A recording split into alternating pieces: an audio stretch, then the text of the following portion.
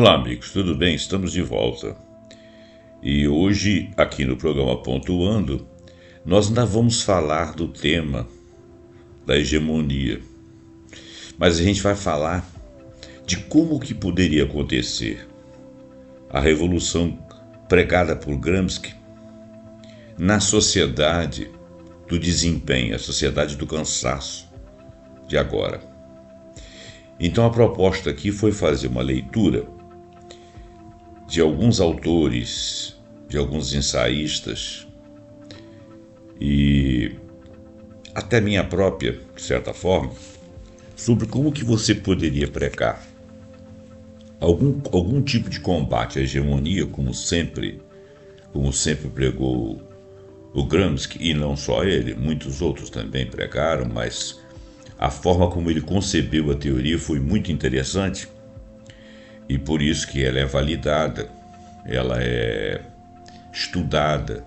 Um homem que morreu em 1937, mas que escreveu realmente, um marxista, né? Mas que escreveu realmente textos de uma análise muito profunda a respeito da realidade. E essa realidade da sociedade, essa realidade das economias, essa realidade das hegemonias e das desigualdades mundo afora, no mundo colonial, pós-colonial, a questão do pensamento cultural, não apenas na forma de um poder de coerção, mas na forma de uma sedução que levasse o indivíduo a confirmar o status quo da minoria, que são os comandantes, preservando a hegemonia dos impérios, dos pensamentos dominantes. Realmente quem aprofundou bem e fez uma análise sociológica, antropológica e até psicológica talvez não, mas que a gente poderia pegar pelo lado psicológico também, como que as massas se deixam levar pelos pensamentos dominantes, como é que isso é conquistado através do domínio de grupos minoritários, mas com muito poder.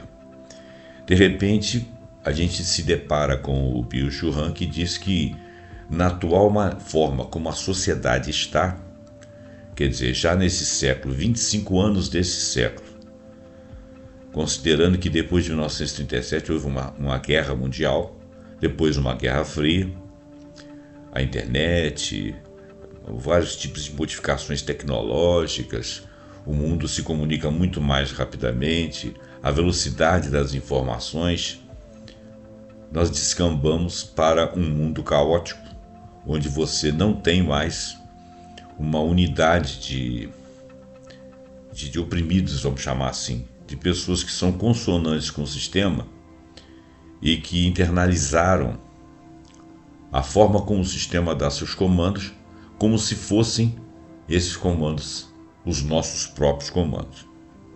É uma sociedade muito rápida. Eu vou passar o texto, porque mais uma vez o texto é longo, ele é fruto do trabalho de muitas mãos, e uma boa parte dele foi feita dentro da IA, e tem alguns autores aqui que são citados, que eu vou tentar falar o nome de forma que você possa pesquisar. Alguns são conhecidos, outros eu de fato não conheço, só dei uma passagem rápida para saber, mas não conheço trabalhos deles. Bom, antes de mais nada eu vou pedir para você valorizar aí o meu tempo aí, me dar uma força. E de que força que seria essa? Você deixa seu like, que essa é a linguagem da internet. Você deixa o seu comentário, porque o seu comentário diz para mim se você leu de fato, se você ouviu a minha leitura, a leitura do ensaio que eu compus com várias mãos, né? Fazendo um textozinho assim que ficou bastante coerente. E assina o canal se você for novo por aqui. Então não deixa de fazer esse périplo, né? Deixa seu like, deixa seu comentário, compartilha para que mais pessoas possam ter a oportunidade de conhecer o trabalho e deixar seu comentário. Se você discordar de alguma coisa, ou de alguma leitura, ou de alguma interpretação, você deixa aí, por favor, educadamente. Se você quiser deixar alguma contribuição, eu vou agradecer. Muito bem, então vamos lá. A compreensão das dinâmicas de poder e das possibilidades de transformação social. Essa compreensão ela exige uma análise aprofundada das estruturas que moldam a subjetividade e a coletividade, Nesse contexto, o pensamento de Antônio Gramsci, forjado nas adversidades da prisão, que ele, né, viveu nela, ele tem um livro chamado Memórias do Cárcere, né? E nesse contexto, então, o pensamento dele é forjado nessas adversidades da prisão, entre elas, e na observação das falhas revolucionárias de sua época. Ele nos oferece ferramentas conceituais robustas para desvendar as complexidades da hegemonia e da contra-hegemonia, que seria a luta contra os modelos hegemônicos de sociedade. A sua teoria de hegemonia cultural, que transcende o determinismo econômico marxista, ou seja, não é apenas uma questão de poder do capital, mas também do controle da subjetividade dos povos e o comando sobre eles como uma ideia padrão em que todos absorveriam e caminhariam naturalizando essa ideia, enfatiza a importância da liderança intelectual e moral na manutenção do poder capitalista. Sim, o poder capitalista o tempo todo ele se mantém como ele sendo o certo, o correto, o aprimorado, os modelos hegemônicos, e o resto seria observado por eles com o dedo apontando os pseudo-erros. Uma atitude extremamente prepotente, como se eles entendessem economicamente, como se os números dessem conta de tudo, como se tudo que eles concebessem fosse o mais inteligente, o mais bem acabado, e não fosse apenas o gosto ou a tradução dos seus interesses para seus benefícios. Em contraste, e com um foco na contemporaneidade, o filósofo sul-coreano Byung-Chul Han diagnostica que a sociedade atual como uma sociedade do cansaço, né? Ou uma sociedade do desempenho. O Byung-Chul Han, na contemporaneidade, ele identifica e faz o diagnóstico de que a nossa sociedade é uma sociedade cansada, sociedade de cansaço, ou uma sociedade que busca o desempenho, o melhor desempenho. Han argumenta que a dominação não se manifesta mais primordialmente através de coerção externa, mas por meio de uma autoexploração internalizada, impulsionada por um excesso de positividade e um imperativo constante de desempenho. Essa nova forma de controle gera patologias neuronais, como a depressão de burnout, esvaziando a vida de significado e isolando os indivíduos. Veja bem, eu não vou procurar explicar aqui a questão da positividade e a questão da internalização dos comandos, porque foram coisas que eu venho falando aí, entra vídeo, sai vídeo, eu sempre faço esse tipo de comentário.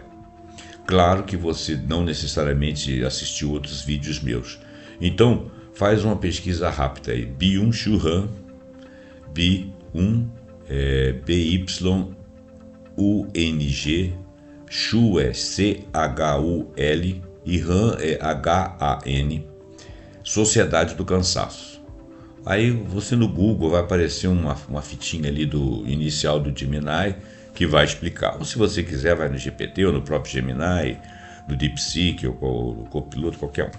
E tenta saber a ideia, só para você entender o que o Byung-Chul Han. Mas assim, ao longo dessa leitura aqui, você vai entender o seguinte: ele está dizendo que a sociedade está toda ela se expressando de uma mesma maneira, quando ela caminha para poder tentar se satisfazer a sua vida e correr atrás do seu ganho e melhorar o seu padrão, ela o faz dentro de um programa hegemônico em que que não tem alguém comandando ela está com comando dentro dela, e com isso o Byung-Chul Han, pela velocidade dos feitos, pela forma como a sociedade, cansada, extenuada de tanto tentar e não conseguir, sofre de todas as síndromes possíveis, mas continua tentando e não consegue fazer esse autodiagnóstico, não consegue fazer esse diagnóstico em termos de sociedade. É preciso que venha um filósofo e nomeie isso e ponha todo mundo para pensar, como o Gramsci fez lá atrás, quando ele disse que a hegemonia ela não era só da coerção, da força, da autoridade, ela vinha também da subjetividade, da conquista por sedução do indivíduo que acreditava que aquilo ali era a realidade plausível. E hoje, mais do que nunca, essa subjetividade evoluiu para uma crença prenha, né?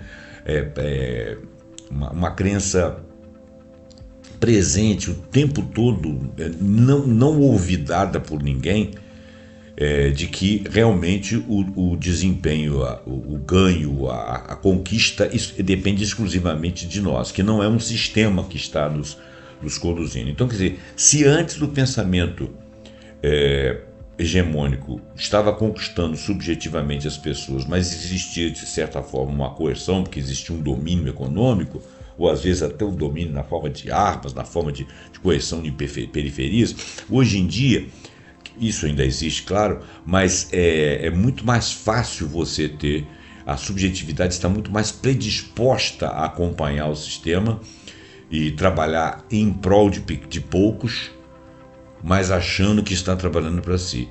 Um exemplo clássico disso aí é o camarada que trabalha no Uber achar que ele é do seu próprio patrão, que só depende dele o esforço, ele não percebe que aquela plataforma ali ganha rios de dinheiro sem nenhum investimento, que não responde em nada por ele, e ele continua achando que ele é o seu próprio patrão, que depende do esforço dele o seu ganho.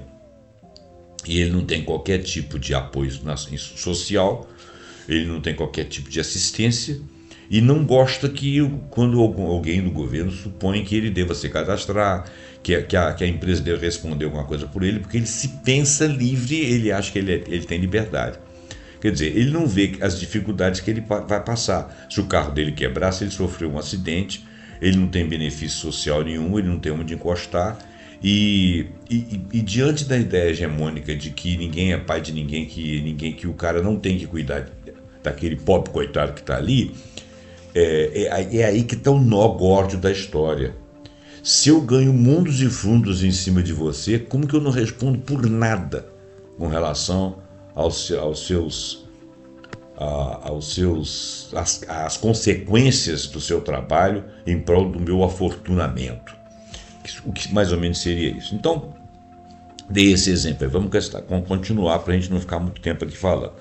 A questão central que se impõe é o seguinte: como o Gramsci, com sua análise da hegemonia e da contra-hegemonia, como que ele imaginaria uma revolução? Essa que é a pergunta, essa que é a colocação. Como que ele imaginaria uma revolução em um cenário onde a coerção externa é praticamente substituída, que ela existe, mas é substituída por uma autocoerção, e a luta de classe se dilui na autoexploração, porque o camarada não se identifica com uma classe, ele não se sente subalterno, ele não se sente o menor, ele se sente dono do próprio nariz, trabalhando para terceiros e sofrendo todas as consequências quando o outro ganhou muito e quando ele não ganha nada.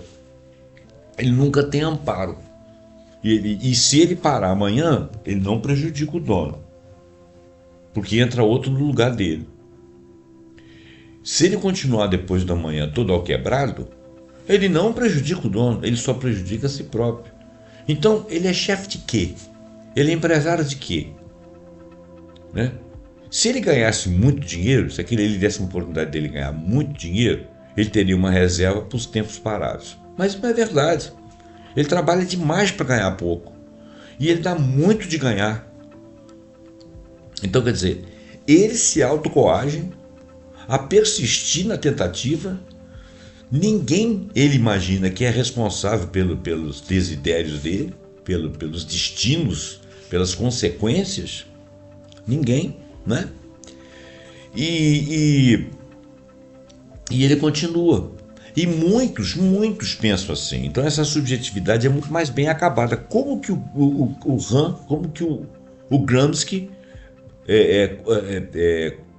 conceituaria, como que ele discutiria isso, o que ele proporia? Daqui para frente nós vamos ver isso. Então, buscando pontos de contato entre a fricção que vai existir entre as teorias de Gramsci e Hahn, vamos explorar as implicações para uma estratégia revolucionária contemporânea, né? Existem algumas estratégias, elas são tentativas, talvez não deem nada, talvez apareçam grandes ideias, não sei. A discussão será enriquecida com contribuições de sociólogos, politicólogos, antropólogos, analistas de geopolíticas, ensaístas, etc, porque eu pedi que fosse o mais amplo possível. Para facilitar a compreensão de base, isso aí na IA, né? Depois eu fui pesquisando aí fui pegando outros portais que comentavam, mas nenhum fez essa ligação conforme a IA fez, então a maior parte do texto ficou sendo dela própria. É claro que eu fui enxertando coisas, né? Senão não saía com as respostas das minhas perguntas. Claro que essa resposta aqui não é cabal, isso aqui também é um texto subjetivo, mas ele aventa algumas coisas. Vamos continuar. Para facilitar a compreensão das bases teóricas de ambos os pensadores, tem uma tabela aqui que é interessante. Ela apresenta a comparação de conceitos-chave de Gramsci e de Hahn. Esta representação visual nos ajuda a uma visão sinóptica, né, das principais ideias de cada um dos autores, destacando as perspectivas que se alinham e onde aquelas que se divergem. Por exemplo, tem uma justaposição da ênfase gramsciana do consenso e do senso comum, como autoexploração e positividade de Hahn. Isso sugere uma evolução da forma como o controle vem sendo exercido e é internalizado na subjetividade contemporânea. Vamos ler essa tabela. Ela é um pouco cansativa, mas vou ler. Categoria: tipo de sociedade. Para Gramsci, nós temos a sociedade ocidental, o estado ampliado. Para Hahn, nós temos a sociedade do cansaço e do desempenho. Então, são as duas sociedades visualizadas pelos autores. Forma de dominação. Para Gramsci, hegemonia cultural, liderança intelectual e moral. E para Hahn, psicopolítica. São as smart politics, a sedução, a positividade. A psicopolítica e as pequenas políticas, sedução e positividade. Mecanismos de controle. Para Gramsci, consenso, senso comum, ideologia, instituições da sociedade civil, tais como igrejas, escolas, as mídias, né, tal. E para Hahn, autoexploração, imperativo de desempenho e hiperestimulação. Quer dizer, isso aí seria um senso comum um pouco mais aprofundado, porque qualquer coisa ali não é discutida, né? O consenso do Gramsci, ele poderia até ser discutido em termos de sutilezas dentro desses parâmetros. Aqui não, aqui é muito mais total. Subjetividade predominante. Para Gramsci, é o sujeito coletivo, o que pertence a uma classe, ele tem potencial para a consciência de classe. Ele poderia ter um potencial. Para o Hahn, o sujeito do desempenho narcisista, empreendedor de si, isolado, que não pertence a um grupo, não se identifica como uma classe ou como um estamento qualquer. Muito mais difícil de você criar algum tipo de consciência. Por isso que a ideia de que você querer fazer uma revolução de ideias agora com indivíduos isolados, dispersos, sem uma sintonia de pensamento, seria muito difícil. A única sintonia que eles têm é que eles estão lutando cada um por si, isoladamente. É uma sintonia vista por fora, não vista entre eles. Não tem um link entre eles. Estratégia da resistência e da revolução. Para Gramsci, seria a guerra de posição, ou seja, a luta cultural, ideológica dentro das instituições, tentando sublevar o sistema, modificar o pensamento, acabar com a hegemonia e discutir o pensamento da hegemonia, né? Para o Hahn, a forma de você criar resistência e revolução, já que você não consegue a consciência de classe, porque as pessoas estão individualizadas, isoladas e sem um link entre elas, para fazer um pensamento mais ou menos organizado de uma resistência, o Hahn diz que a pessoa tem que entrar no momento da contemplação, parar de correr, parar para pensar, observar. Ele diz que para Hahn existe uma fadiga fundamental, fazer a reintrodução da alteridade e pregar a negatividade no sentido de que você objetar quando você perceber que algo está errado e falar: isso eu não devo fazer, isso eu não quero, por que eu não quero, por que isso me faz mal. Seria você ter tempo para a vida, para fazer o construto de um pensamento, e esse pensamento dá em alguma coisa. Mas ainda assim seria uma coisa individualizada a princípio. Papéis dos intelectuais. Os intelectuais orgânicos seriam aqueles que emergeriam para Gramsci e que articulariam essa resistência dentro dos grupos, dentro dos estamentos das classes. Esses intelectuais orgânicos eles estariam contrapostos aos intelectuais tradicionais, que só trariam o pensamento certo, correto do pensamento hegemônico, correto e certo entre aspas e de maneira pedante, que é a ênfase que eu estou dando aqui. E para Hahn,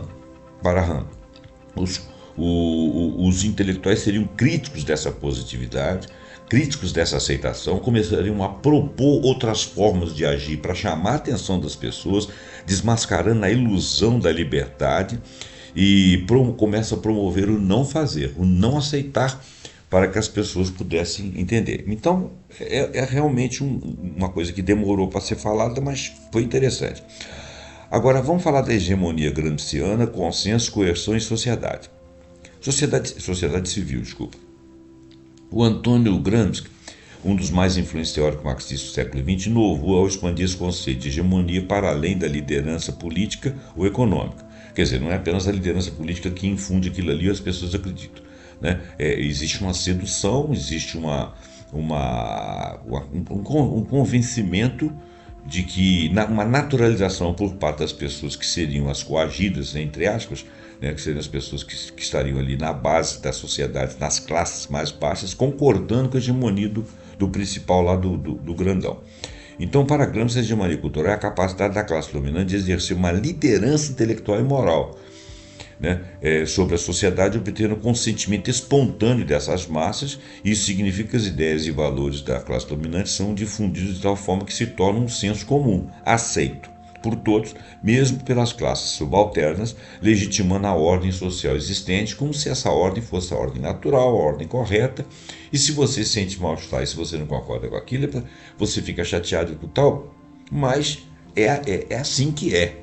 É que se você amanhã conseguir uma mobilidade social, você vai executar sobre os dominados o mesmo papel, vai fazer com que aqueles dominados tenham o mesmo papel que você passou por eles, porque você considera aquilo certo. Se você teve mobilidade, você instou a um outro patamar, e quem ficou lá atrás, lá para baixo, vai ficar circunscrito ao que é natural, ou seja, menos direito, mais opressão, mais trabalho para terceiros, a beleza está aqui, não está ali, o melhor é o branco e não o pardo, nem o preto, nem o chinês, nem o oriental. Bom, você vai perpetuar isso aí porque você está convencido que isso é o natural. Essa forma de controle é sutil, mas é eficaz. Ela vem pelas mídias, pelas TVs, pelas rádios, pelas igrejas, pelas escolas, pelas formas de comportamento. E ela não necessariamente, ela é muito mais eficaz do que a coerção direta, porque a coerção direta você se dirige a um sujeito que porventura possa estar contrariado com a sua como é que eu vou falar? Com a sua agressão, não, mas com a sua ordem. E quando o camarada é conquistado, aquilo que você fala para ele, aquilo que ele concebe é feito de forma pacífica, porque ele entende aquilo como natural. Então ele opera na mente e na vida das pessoas como uma expressão espontânea de seus próprios interesses. Isso aí foi disseminado e hoje é muito mais disseminado. Hoje as pessoas são mais isoladas e o nível de consciência de coletividade é muito menor. Então é muito mais difícil, ou seja, é mais fácil a sedução, é muito mais eficaz do que foi no passado, as ideias dominantes são mais proeminentes na sociedade sem que as pessoas percebam. Gramsci estabeleceu essa distinção crucial então entre sociedade política e a sociedade civil, para analisar as formas de dominação. A sociedade política ou o Estado, em seu sentido restrito, exerce o domínio direto e a coerção através de suas instituições repressivas, como governo, polícia e exército. Olha bem, nós não estamos falando mal do Estado.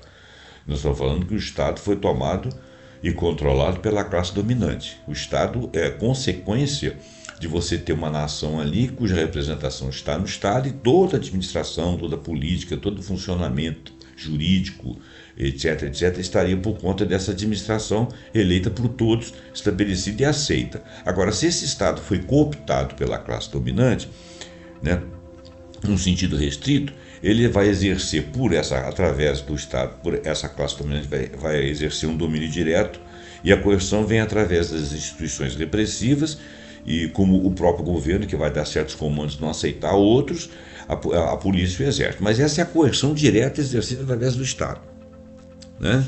Em contraste, a sociedade civil é o conjunto de organismos privados, como, por exemplo, escolas, igrejas, sindicatos, partidos políticos, meios de comunicação, principalmente meios de comunicação hoje em dia, mas as escolas, as igrejas, a forma da família, a montagem da família, a maneira como a educação passou de uma família para a constituição de outras famílias, seus filhos, seus netos e assim, foi obedecendo esse ordenamento. Então, os próprios sindicatos, quando se levantam, tem uma lei que diz que eles não podem fazer aquilo, aquela lei protege quem? Aquela lei é contra quem? Aquela lei impede a discussão do quê? Né? Quando é uma lei e como que ela foi votada por políticos que representam quem? Que partidos são esses? Por que existem tantos partidos e quase nenhum deles, ou muito pouco deles, são em favor da sociedade? Assim, são sempre partidos que promovem a acomodação dessas classes, e apesar de ser eleito por muitos, de todas as classes, muitas vezes, mas ele trabalha mais para o sistema, mais para o mainstream. Então é uma acomodação de classe. Então esse é mais um poder da sociedade civil de sutilmente apacentar as massas, né? E comunicá-las que aquilo que está acontecendo naturalmente é assim. Isso é muito mais agora, principalmente agora que quando alguém fala de sair do sistema, fala de olhar para a ultradireita, como se a direita não fosse a origem de um sistema de dominação. Só que a ultradireita, ela pensa muito mais em coerção, em coação, do que em sedução, né? Que ela é a favor da ordem. E entre a ultra-esquerda e a ultradireita existem alguns meandros que vão administrando essa igualdade, e alguns partidos mais à esquerda, né, algumas ideologias mais à esquerda, pensam em modificar esse pensamento. Então, hoje em dia, quando você fala em esquerda e direita, é muito difícil você situar onde está aí a resistência. Não é na direita, com certeza, nem na ultradireita. Mas em alguns lugares da esquerda, pela forma como a esquerda se estabeleceu e vem discutindo, também pode não ser. Então nós teremos que ver um outro pensamento que fosse um pouco menos limitante. Bom, porque quando você pensa, por exemplo, na sociedade, a maneira como Marx a visualizava, e depois como Gramsci, porque o próprio Gramsci começou a ver que estava havendo uma diluição ali entre as classes, entre os estamentos, mas ele não teve tempo de ver tudo isso. Tudo que aconteceu muito depois dele. Quem conseguiria intervir nisso são os filósofos modernos, os filósofos denunciados a princípio por muitos, entre eles o Hahn, né? E hoje em dia a sedução e o comando interno é muito maior do que a naturalização da hegemonia em outros tempos. Então, nesse contexto ocidental, o Gramsci observou que a sociedade civil ela era robusta e complexa. A sociedade dos partidos políticos, a sociedade das igrejas, da própria constituição da família, organismos privados como os sindicatos, principalmente as mídias. Então, essa sociedade então é robusta, complexa, funcionando como uma robusta cadeia de fortalezas e casamatas por trás da trincheira avançada do Estado. Por trás da trincheira avançada do Estado. Essa complexidade de sociedade civil implica que a revolução não pode ser uma guerra de movimento.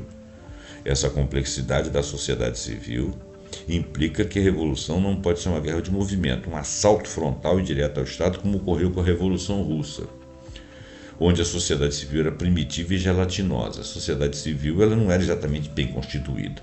Em vez disso, a estratégia revolucionária do Ocidente deve ser uma guerra de posição, uma luta prolongada, multifacetada nas instituições da sociedade, visando desconstruir o senso comum dominante e construir a contra-hegemonia. Então isso aí é o modelo de pensamento e de construção da resistência de Gramsci.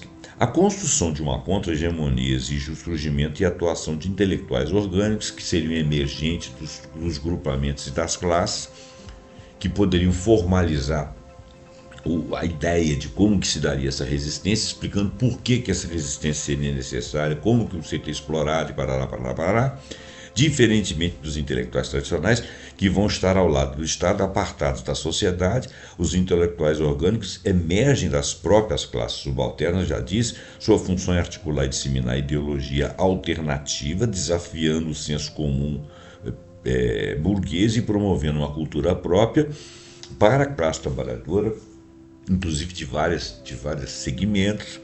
Eles são os construtores, organizadores e persuadores permanente que atuam na vida prática para formar a nova vontade moral coletiva.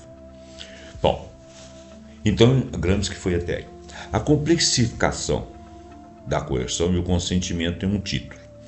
A análise gramsciana do complexo do poder e o consentimento oferece um ponto de partida crucial para a compreensão da sociedade contemporânea. O Gramsci já havia percebido que o poder não se baseia apenas na coerção física, mas fundamentalmente no consentimento ideológico, especialmente na sociedade civil. A evolução do Estado restrito para o Estado ampliado, conforme descrito por Dor, que é um autor, ilustra uma transformação na qual a burguesia foi compelida a abrir a sociedade de forma controlada, mesclando coerção e hegemonia. Essa dinâmica implica que a dominação capitalista se tornou um pouco mais sofisticada, internalizando os mecanismos de controle, começou a trabalhar na forma de sedução, cooptando o indivíduo para concordar mesmo com aquilo que o deprime e que o coloca mais para baixo. Essa compreensão da internalização é vital. Inclusive, essa internalização ampliou-se muito nesse momento atual, mas com características específicas. Se Gramsci já considerava o consentimento uma forma de controle mais eficaz do que a força bruta, a sociedade do cansaço de Rand pode ser interpretada como uma culminação dessa lógica. Porque hoje, se é que se pode falar de sedução, as pessoas são absolutamente seduzidas e absolutamente inconscientes dos incômodos que isso pode levar. Por isso as crises neuronais. Nela, o consentimento se torna tão profundamente internalizado que se manifesta como autoexploração. A coerção não desaparece, obviamente, mas ela se torna muito menos visível operando através da violência da positividade. Quer dizer, é uma autoviolência praticada e internalizada por terceiros na base da sedução, da naturalização quase que completa, né? Onde o indivíduo se torna seu próprio capataz. E essa transição da coerção externa para a autocoerção representa uma reconfiguração fundamental no campo de batalha hegemônico, tornando a dominação mais pervasiva e difícil de identificar e resistir. O desafio da guerra de posição na era da despolitização, que nós somos hoje em dia extremamente despolitizados, essa internalização do controle da hegemonia nos despolitizou cada vez mais, por isso que não existe ambiente de revolução hoje. A guerra de posição de Gramsci é a estratégia revolucionária para o Ocidente, onde a sociedade civil é robusta e a luta se desenrola no terreno cultural e ideológico. Essa guerra exige uma organização, a formação de intelectuais orgânicos, a construção de um senso comum alternativo. No entanto, a sociedade do cansaço de Rand é caracterizada por uma fadiga que silencia e isola os indivíduos, destruindo qualquer sentido de comunidade, ainda que exista o senso comum entre eles, mas é um senso comum que não se comunica, mesmo sendo um senso comum. Ele não é discutido entre os seus iguais, não é percebido pelos iguais, os iguais não se percebem iguais e dentro de um extrato. Então o senso comum, ele existe, mas você não tem uma unidade de comunidade para você chegar a muitos e falar de uma maneira esclarecedora e combater aquilo. Não existe isso. A sociedade está fadigada, ela está cansada, ela não quer prestar atenção naquilo, ela está isolada, uns isolados dos outros, para resolver seus próprios problemas. Essa característica da sociedade contemporânea impõe um desafio substancial à própria base da guerra de posição, porque não, é como se você tivesse um grupo de indivíduos que não conseguem caminhar para posições diferentes ao mesmo tempo, e isso configurar uma resistência, um bloco de resistência, uma ideia de resistência. Se os indivíduos estão isolados, esgotados, engajados na autoexploração, a capacidade de organização coletiva e a formação de uma consciência de classe, que seriam os pilares da estratégia gramsciana, são profundamente erodidos. A apatia e o desengajamento político, que é o que existe atualmente, que Gramsci já reconhecia como componente desse consentimento da hegemonia, consentimento com relação a permanecer, naturalizar essa hegemonia. Se já era difícil, são exacerbados nessa sociedade do desempenho pelo imperativo da produtividade, da autoprodutividade, pela individualização. Você não está olhando para o lado e vê um companheiro um trabalhador junto com você, correndo atrás e cansando igual você. Você está na sua senda trabalhando e pensando apenas naquilo que você conseguiu e não conseguiu. E se culpa por não ter conseguido. Em tal contexto, a Revolução Gramsciana precisaria primeiro superar essa atomização, ou seja, esse isolamento dos indivíduos, e o cansaço generalizado antes de poder engajar-se efetivamente na formação de um bloco histórico contra-hegemônico. A tarefa inicial seria, portanto, reativar a capacidade de agência coletiva e a percepção de interesses comuns que são obscurecidos pela lógica da autoexploração. Mas a pergunta é, como? A Sociedade do Cansaço de Byung-Chul Han, a autoexploração e a violência da positividade.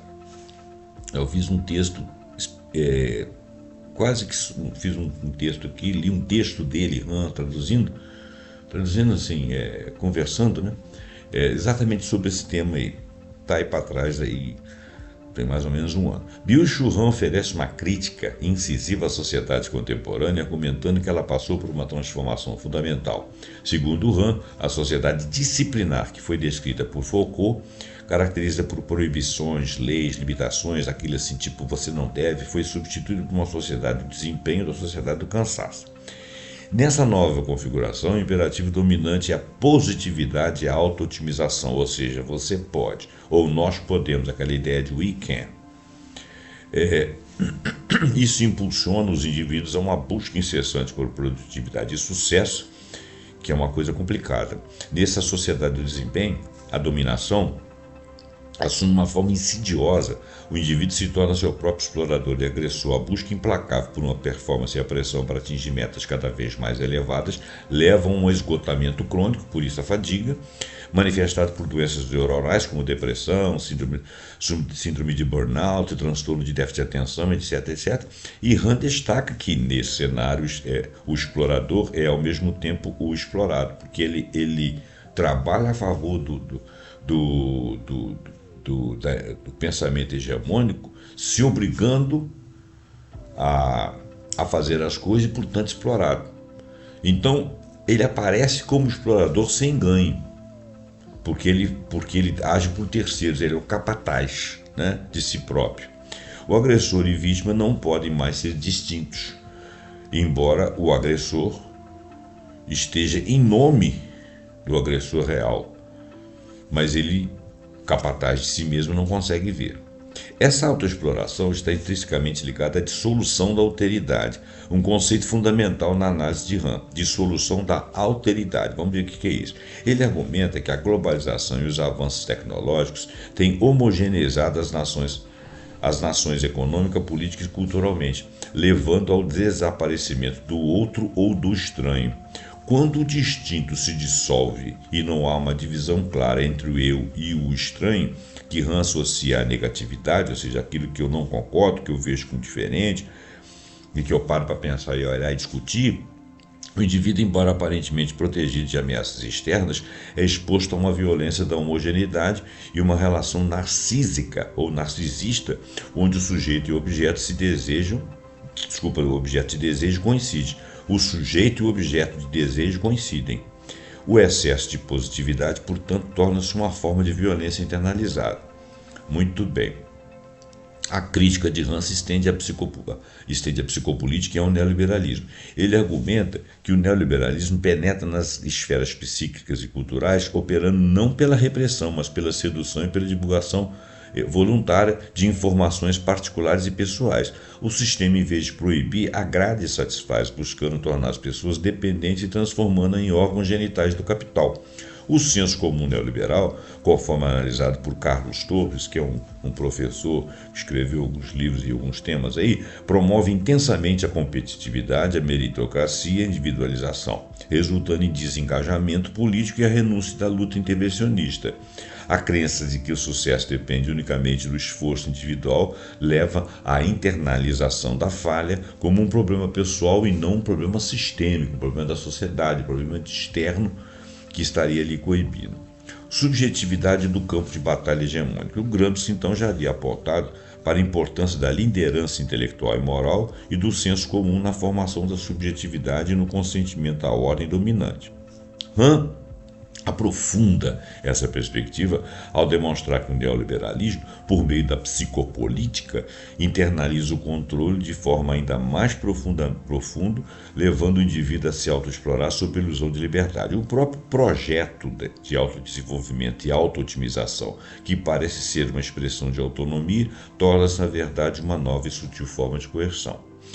Para uma estratégia revolucionária gramsciana, isso significa que o campo de batalha da guerra de posição vai se expandir para além das instituições culturais externas e se instala na própria psique do indivíduo. A consciência crítica que Gramsci buscava deve agora confrontar uma falsa consciência que não é imposta de fora, mas é gerada e mantida internamente pela autoexigência e pela ideologia do desempenho. A desconstrução do senso comum neoliberal torna-se uma tarefa muito mais complexa e difícil, pois ele está enraizado na própria identidade, nas aspirações e nos valores mais íntimos do sujeito, dificultando a percepção da dominação. Ele não se percebe dominado, como dei o exemplo aqui do Huber. O paradoxo da positividade e a ausência de antagonismo, claro. Não existe uma alteridade aí, né? Não existe um antagonismo, não existe uma coisa que pula de um pensamento para outro, divergente ou que se oponha de alguma forma. Não tem isso aí. Só existe aquele pensamento. Não se altera para outro pensamento. Não existe um antagonismo. Esse é o paradoxo da positividade. Rand descreve a sociedade de desempenho como marcada pelo excesso de positividade, onde a ausência de alteridade ou negatividade, conforme eu já falei, como proibições ou inimigos claros, leva à autoviolência.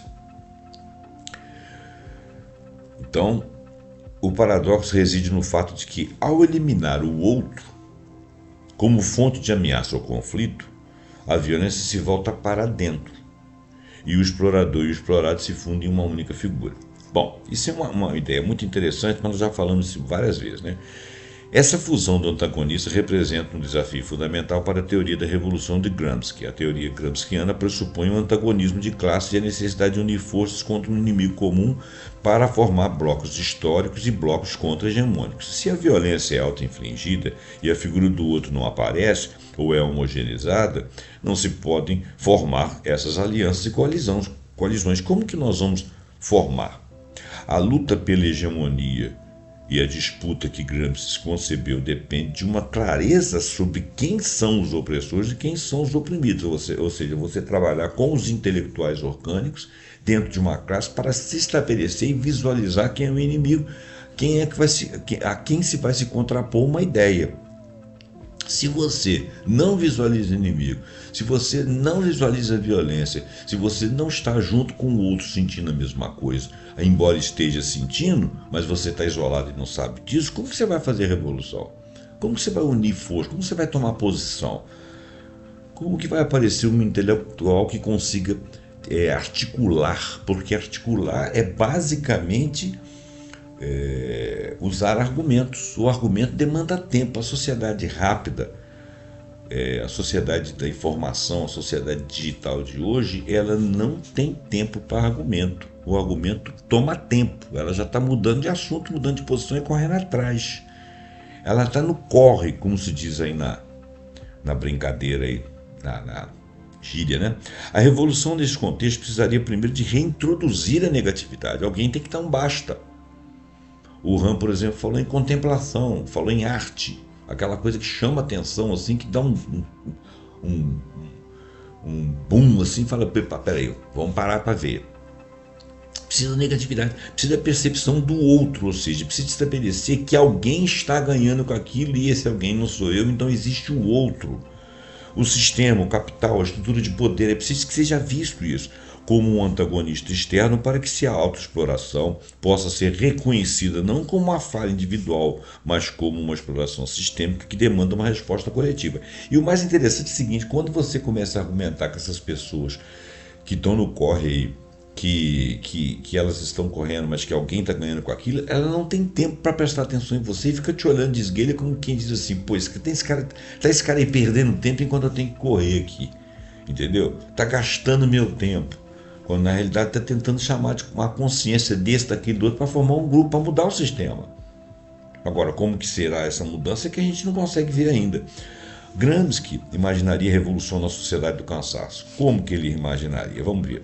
Se Antônio Gramsci estivesse vivo e analisasse a sociedade do cansaço do Bill-Johan, ele reconheceria a necessidade de uma reconfiguração profunda dessa guerra de posição.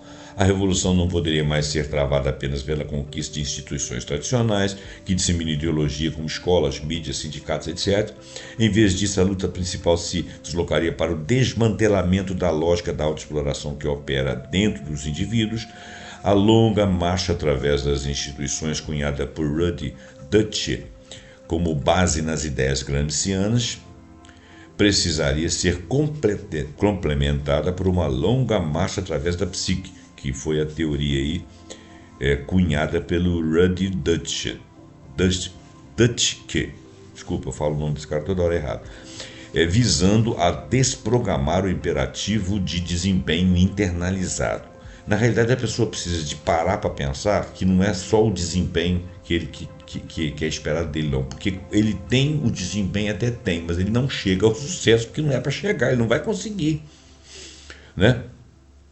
Como é que seria o despertar da consciência crítica e o papel dos novos intelectuais orgânicos agora? Então nós estamos começando a pensar em solução.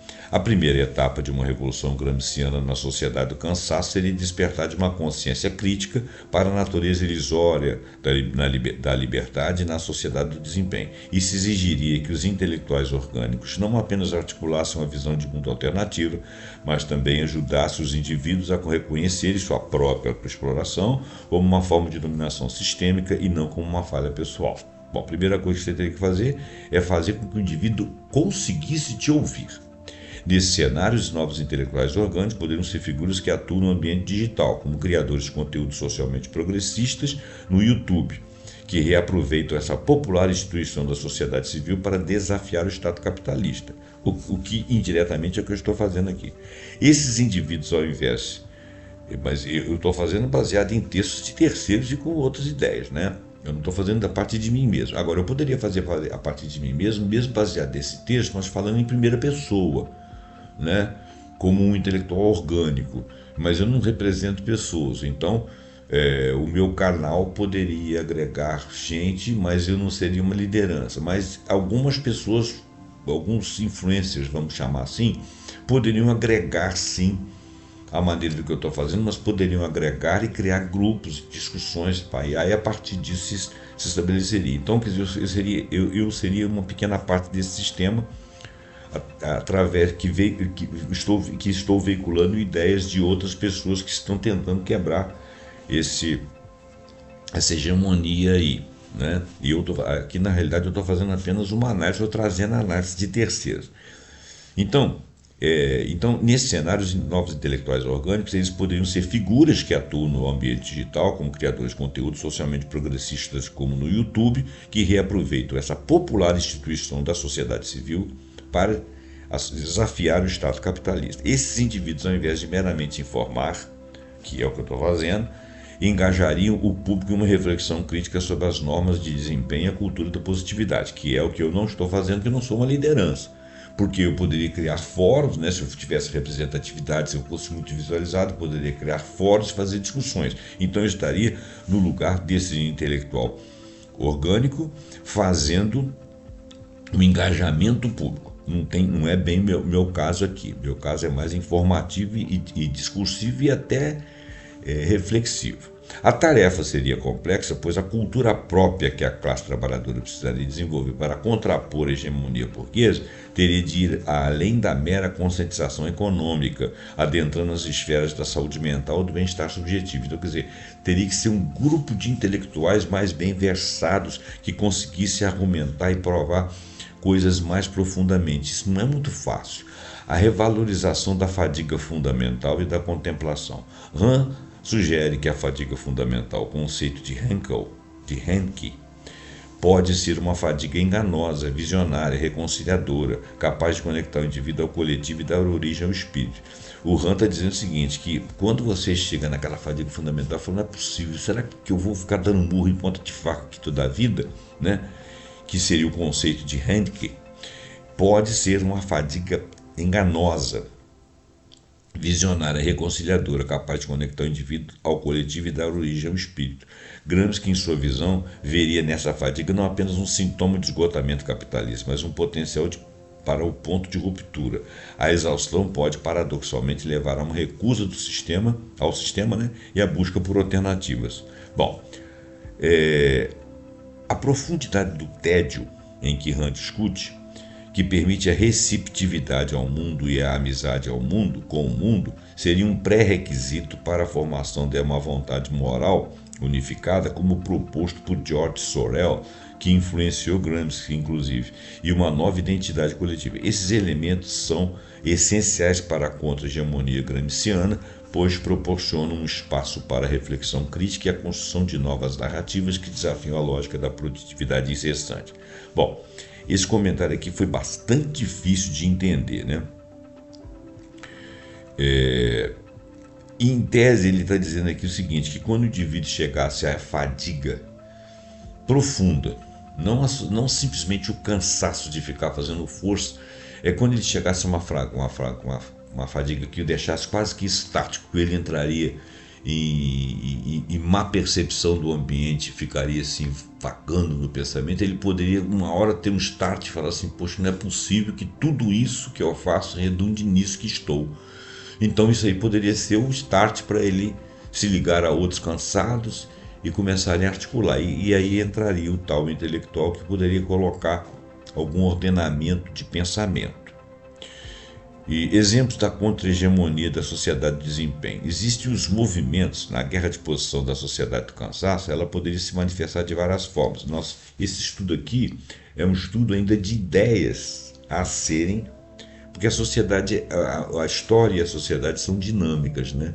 Não basta um pensador, são vários que vão se compondo ao longo das épocas, com as várias modificações e fazendo a montagem do histórico. Nós vamos ter outros daqui para frente, porque outras evoluções vão ter, nós vamos ficar ultrapassados das nossas teorias.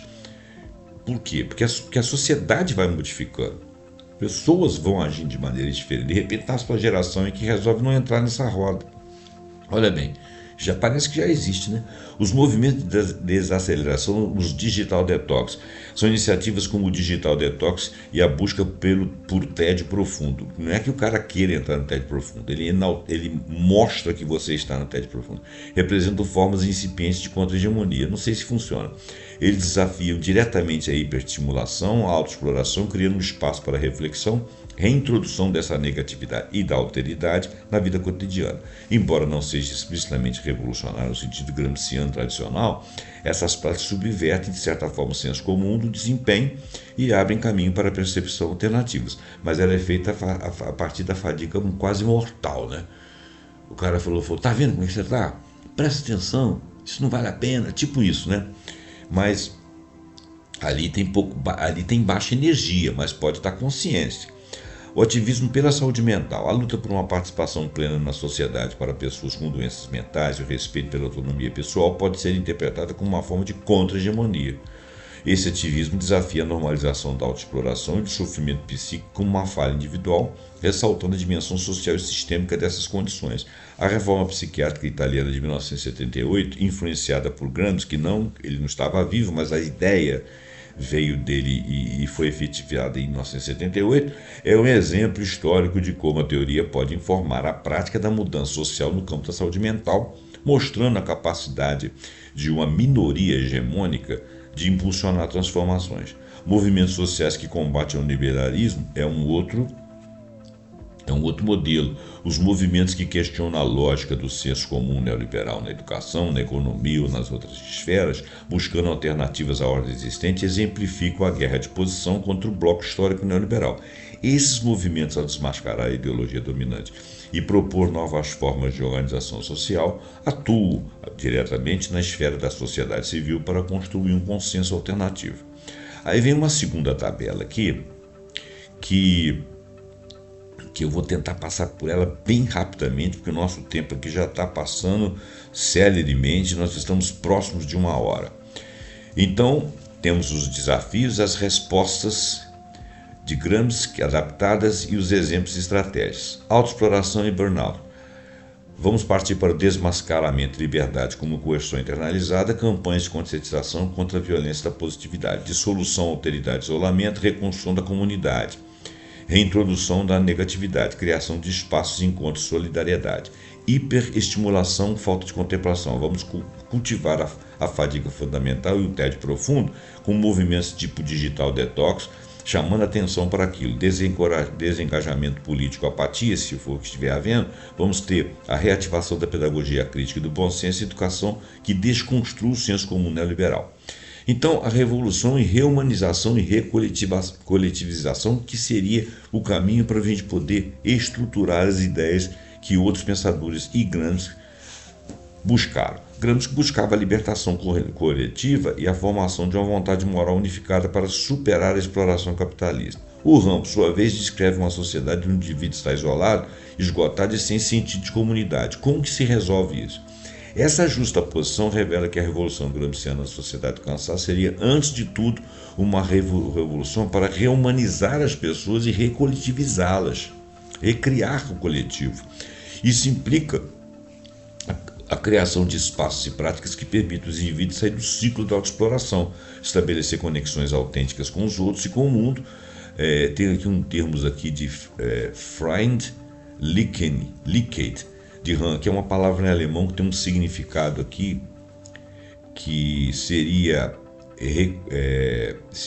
restabelecer conexões autênticas e redescobrir um senso de propósito coletivo. A guerra de posição então passaria a ser em grande parte uma batalha pela reestruturação da capacidade da experiência em oposição à vivência superficial.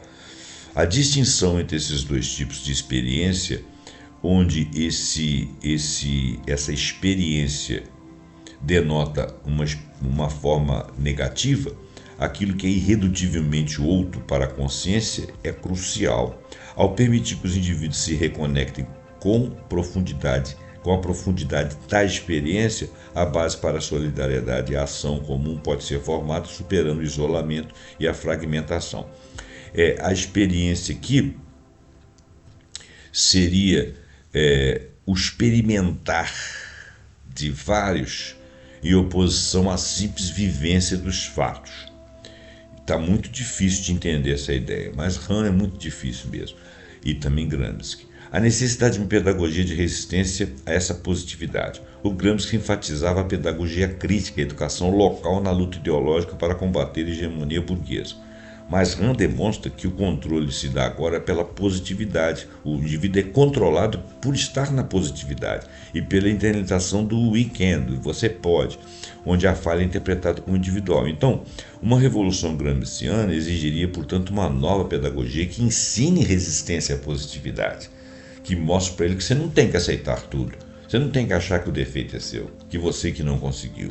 Essa pedagogia envolveria desconstrução da ideologia do desempenho, a promoção do que ele chama aqui de profundo Boredom, que é uma palavra que é o que tudo indica que é alemã, como um ato de resistência e o cultivo de uma cultura distinta que valorize o limite, a pausa e a imperfeição como fatos que ocorrem e são necessários às vezes, em oposição à busca incessante de otimização. E essa abordagem educacional ela capacitaria os indivíduos a questionar essa normalização, a normalização do cansaço e perceber o sofrimento psíquico, né? Implicações geopolíticas e antropológicas. A análise da sociedade do cansaço sob uma lente gramsciana revela profundas implicações que estendem-se para além das fronteiras nacionais. O neoliberalismo como bloco histórico global. A hegemonia neoliberal que Gramsci poderia analisar como um novo bloco histórico é a força motriz por trás da sociedade do cansaço em escala global. Analistas como Robert Cox e Stephen Dill, expoentes do neo-gramscianismo, utilizam os conceitos de Gramsci para estabelecer como o neoliberalismo se tornou uma ideologia hegemônica global, moldando a economia política global. Esse global aí, porque lá no Oriente, lá nas turmas da China, lá, eles também correm atrás, né? Mas eles têm mais suporte de Estado, eles têm mais governos centrais, eles têm mais instituições. Quando o indivíduo falha ali, ele consegue emprego, ele tem alguma coisa da sociedade. Esse global que seria mais uma coisa do sul global e do ocidente. excetuando aquelas economias lá que estão começando a se destacar. Mas lá eles também são impulsionados pelo corre, né? Vamos fazer, vamos correr, porque eles trabalham 9 horas por dia, então não casa, porque a mulher não pode ter filho, porque filho toma tempo, para. Então, embora eles estejam tendo sucesso, eles também estão chegando às exaustões. Então, e o modelo deles lá não é necessariamente neoliberal. Então, quer dizer, do neoliberalismo existe um contágio naquele povo lá também com relação à questão do desempenho e do ganho. Então, não só o liberalismo, mas a sociedade global hoje em dia precisa de olhar para isso. Bom, a universalização da autoexploração e da crise de autoridade global. Byung-Chul Han observa que a globalização homogeneizou nações economicamente, politicamente e culturalmente, levando ao desaparecimento da alteridade. Essa homogeneização se reflete na Imperial Mode of Living, que perpetua o consumo excessivo, conforme eu falei, a coisa é discriminada, não é apenas dentro do modelo neoliberal de exploração, é um modelo de conquista lá do lado de lá também pelo consumo. Quer dizer, se você se opõe agora àquilo que está te explorando aqui, do lado de lá também existe uma ideia em que você se explora e não necessariamente você trabalha para um sistema neoliberal, mas você trabalha de certa forma para o ganho de alguns, e você tem aquela produtividade exagerada e você acha que tem que perseguir 9 horas, 10 horas, 12 horas de trabalho sem esmorecer, deixando sua vida toda integrada, entregue àquilo que está ali. Então, quer dizer, é muito similar ao que está aqui. Então, a coisa tem sido global, não apenas com a ideologia do neoliberal. Ou até que o neoliberalismo chegou em certos lugares travestido de outra forma, com outras palavras, mas que também que existe a ausência dos corpos estranhos. A junção perspectiva de Gramsci e Han revela uma geopolítica da psicopolítica, ou seja, a hegemonia global não se manifesta apenas através de instituições políticas e econômicas, mas também através da exportação de modelos de subjetividade neoliberal que induz a autoexploração em escala global. Foi o que eu acabei de falar, né?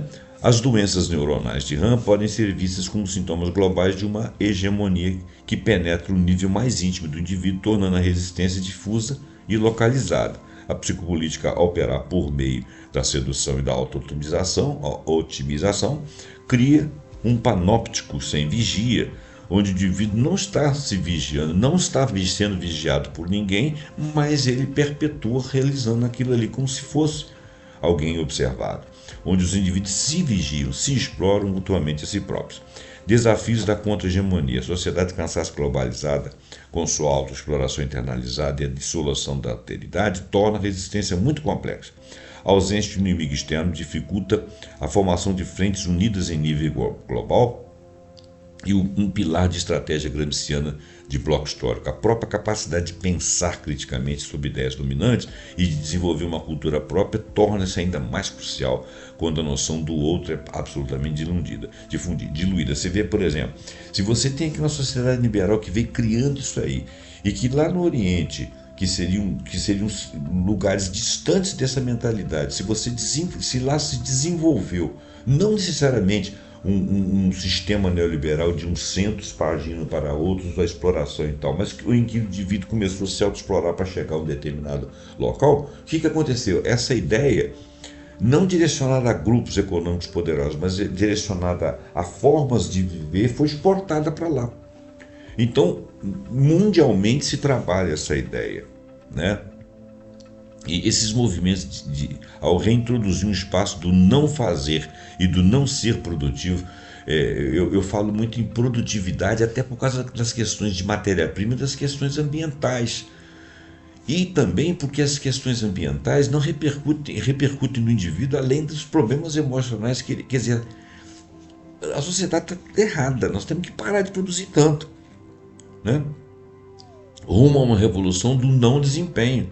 A sociedade do cansaço Byung-Chul Han apresenta desafios sem precedentes para a concepção gramsciana da revolução, principalmente devido à internalização da dominação e atomização de indivíduos. A guerra de posição estratégica central de Gramsci para o Ocidente precisa se adaptar a um campo de batalha que agora inclua a psique individual e as redes digitais. As redes digitais que propagam, perfundem esse pensamento e esse corre, elas têm que ser usadas para contrapor, porque é a única forma de nós caminharmos ainda é em rede, é tentar chamar a atenção das pessoas em rede. E esses intelectuais orgânicos, os chamados que vão funcionar como se fossem influencers, tem que começar esse trabalho, tem que aparecer essas pessoas, tem que ser conquistadas. Assim como os influencers te chamam a atenção para falar bobagem, esses caras têm que chamar a atenção para mostrar que existe uma comunidade de pessoas ali com mal-estar de norte a sul, de leste a oeste do planeta.